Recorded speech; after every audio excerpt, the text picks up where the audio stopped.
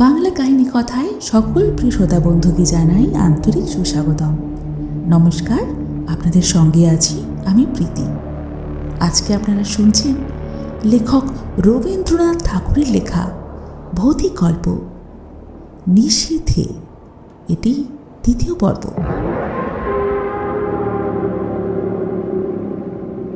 সেখানে হারান ডাক্তার আমার স্ত্রীকে চিকিৎসা করতে লাগলেন।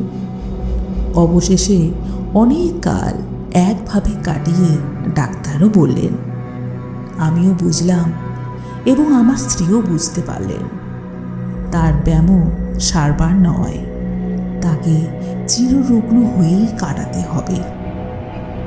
তখন একদিন আমার স্ত্রী আমাকে বললেন,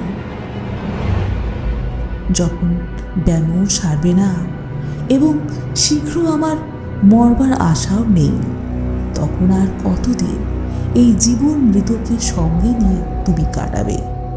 তুমি আর একটা বিয়ে করো। এটা যেন একটা সুযুক্তি এবং সদ্বিবেচনার কথা।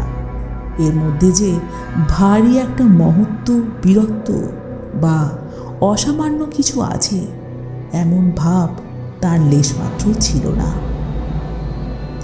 এইবার আমার হাসবার পালা ছিল, কিন্তু আমার কি তেমন করে হাসবার ক্ষমতা আছে? আমি উপন্যাসের প্রধান নায়কের মতো গম্ভীর সমস্তভাবে বলতে লাগলাম, যতদিন এই দেহে জীবন আছে। তিনি এই সময়টা আমাকে বাধা দিয়ে বললেন, নাও নাও, আর বলতে হবে না, তোমার কথা শুনে আমি আর বাঁচি না। আমিও পরাজয় স্বীকার না করে বললাম, এ জীবনে আর কাউকে ভালোবাসতে পারবো না। শুনে আমার স্ত্রী ভারী হেসে উঠলেন। তখন আমাকে ক্ষান্ত হতেই হলো। তখন নিজের কাছেও কখনো স্পষ্ট স্বীকার করেছি কিনা জানি না, কিন্তু এখন বুঝতে পারছি এই আরোগ্য আশাহীন সেবা কাজে আমি মনে মনে পরিশ্রান্ত হয়ে গিয়েছিলাম। এই কাজে যে ভঙ্গ দেব এমন কল্পনাও আমার মনে ছিল না। অথচ চিরজীবন এই চিররুগ্নকে নিয়ে যাপন করতে হবে, এই কল্পনাও আমার কাছে পীড়াজনক ঠেকছিল। হায়, প্রথম যৌবনকালে যখন সামনে তাকিয়েছিলাম, তখন প্রেমের কুহকে, সুখের আশ্বাসে, সৌন্দর্যের মরীচিকায় সমস্ত ভবিষ্যৎ জীবন প্রফুল্ল দেখাচ্ছিল। আজ থেকে শেষ পর্যন্ত কেবলই আশাহীন সুদীর্ঘ সতৃষ্ণ মরুভূমি। আমার সেবার মধ্যে সেই আন্তরিক শান্তি নিশ্চয়ই তিনি দেখতে পেয়েছিলেন। তখন জানতাম না, কিন্তু এখন সন্দেহ মাত্র নেই যে তিনি আমাকে যুক্তাক্ষরহীন প্রথম ভাগ শিশু শিক্ষার মতো অতি সহজে বুঝতেন। সেজন্য যখন উপন্যাসের নায়ক সেজে গম্ভীরভাবে তার কাজে কবিত্ব ফলাতে যেতাম, তিনি এমন সুগভীর স্নেহ অথচ অনিবার্য কৌতুকের সাথে হেসে উঠতেন। আমার নিজের অগোচর অন্তরেরও কথা অন্তর্যামীর মতো তিনি সমস্তই জানতেন। এ কথা মনে করলে আজও লজ্জায় মরে যেতে ইচ্ছা করে। হারান ডাক্তার আমাদের স্বজাতীয়। তার বাড়িতে আমার প্রায়ই নিমন্ত্রণ থাকত। কিছুদিন যাতায়াতের পর ডাক্তার তার মেয়েটির সঙ্গে আমার পরিচয় করিয়ে দিলেন। মেয়েটি অবিবাহিত, তার বয়স 15 হবে। ডাক্তার বললেন, তিনি মনের মতো পাত্র পাননি বলে বিবাহ দেননি। কিন্তু বাইরের লোকের কাছে গুজব শুনতাম, মেয়েটির নাকি কুলের দোষ ছিল। কিন্তু আর কোনো দোষ ছিল না, যেমন স্বরূপ তেমনই সুশিক্ষা। সেজন্য মাঝে মাঝে একদিন তার সাথে নানা কথার আলোচনা করতে করতে আমার বাড়ি ফিরতে রাত হয়ে যেত। আমার স্ত্রীকে ওষুধ খাওয়াবার সময় পার হয়ে যেত। তিনি জানতেন আমি হারান ডাক্তারের বাড়ি গিয়েছি, কিন্তু দেরি হবার কারণ একদিনও আমাকে জিজ্ঞেস করেননি। মরুভূমির মধ্যে আর একবার মরীচিকা দেখতে লাগলাম। তৃষ্ণা যখন বুক পর্যন্ত, তখন চোখের সামনে কুল পরিপূর্ণ স্বচ্ছ জল ছলছল ঢলঢল করতে লাগলো। তখন মনকে প্রাণপণে টেনে রেখে ফেরাতে পারতাম না।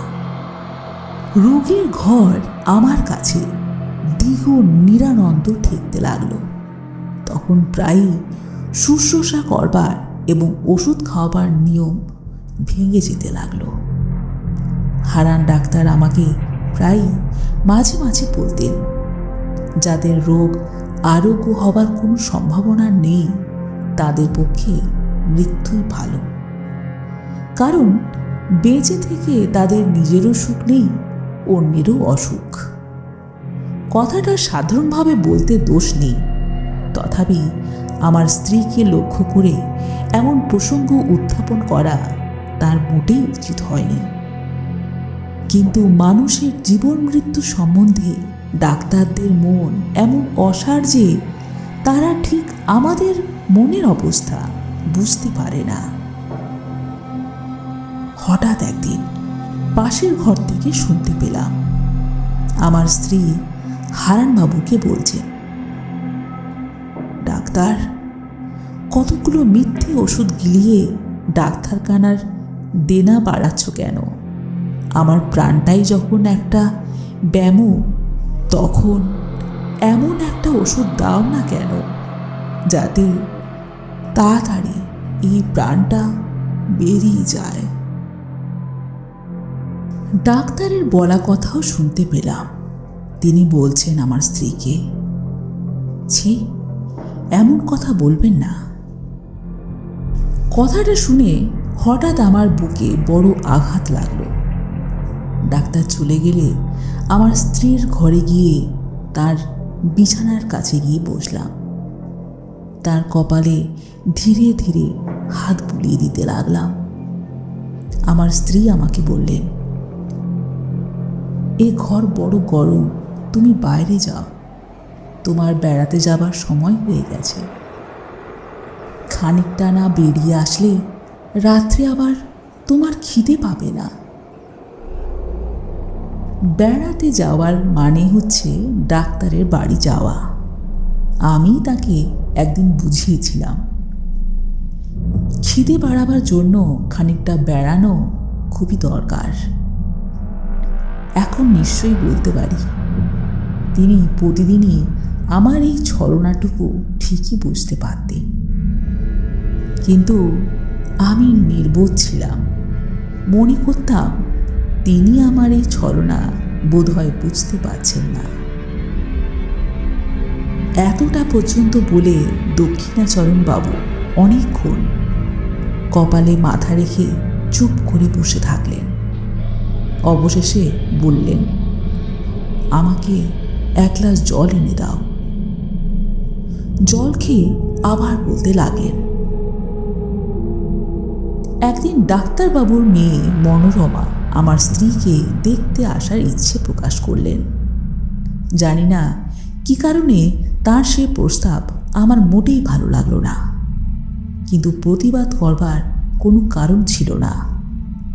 তিনি একদিন সন্ধেবেলায় আমাদের বাসায় এসে উপস্থিত হলেন। সেদিন আমার স্ত্রীর বেদনা অন্য দিনের তুলনায় কিছুটা বেড়ে উঠেছিল। যেদিন যেদিন তার ব্যথা বাড়ত, সেদিন তিনি খুবই চুপচাপ এবং নিস্তব্ধ হয়ে থাকতেন। কেবল মাঝে মাঝে হাত মুঠো করে থাকতেন এবং তার মুখটা নীল হয়ে আসত। তাতেই তার যন্ত্রণার কথা বোঝা যেত। ঘরে কোনো সাড়া ছিল না। আমি বিছানার পাশে চুপ করে বসেছিলাম। সেদিন আমাকে বেড়াতে যাবার অনুরোধ করেন। এমন সামর্থ্য তার ছিল না, কিংবা হয়তো বড় কষ্টের সময় আমি তার কাছে থাকি এমন ইচ্ছে তার মনে মনে হয়তো ছিল। চোখ লাগবে বলে কেরোসিনের আলোটা দরজার পাশে রাখা ছিল। ঘর অন্ধকার এবং নিস্তব্ধ। কেবল একবার যন্ত্রণার যখন কিছুটা লাঘব হচ্ছিল, স্ত্রীর গভীর দীর্ঘ নিঃশ্বাস শোনা যাচ্ছিল। এমন সময়ে মনোরমা ঘরের প্রবেশ দরজায় দাঁড়ালেন। বিপরীত দিক থেকে কেরোসিনের আলো এসে তার মুখের উপরে পড়ল। আলো আঁধারে লেগে তিনি কিছুক্ষণ ঘরের কিছুই দেখতে পাচ্ছিলেন না, তাই দরজার কাছে দাঁড়িয়ে থেকে ইতস্তত করতে লাগলেন। আমার স্ত্রী চমকে উঠে আমার হাত ধরে জিজ্ঞেস করলেন, ও কে? তার সেই দুর্বল শরীরে হঠাৎ অচেনা লোক দেখে ভয় পেয়ে আমাকে 2-3 বার অস্ফুট স্বরে প্রশ্ন করলেন, ও কে? ও কে গো? আমার কেমন দুর্বুদ্ধি হলো। আমি প্রথমেই বলে ফেললাম, আমি চিনি না। বলা মাত্রই কে যেন আমাকে কষাঘাত করল। পরের মুহূর্তেই বললাম, ও আমাদের ডাক্তারবাবুর মেয়ে। স্ত্রী একবার আমার মুখের দিকে তাকালেন। আমি তার মুখের দিকে তাকাতে পারলাম না।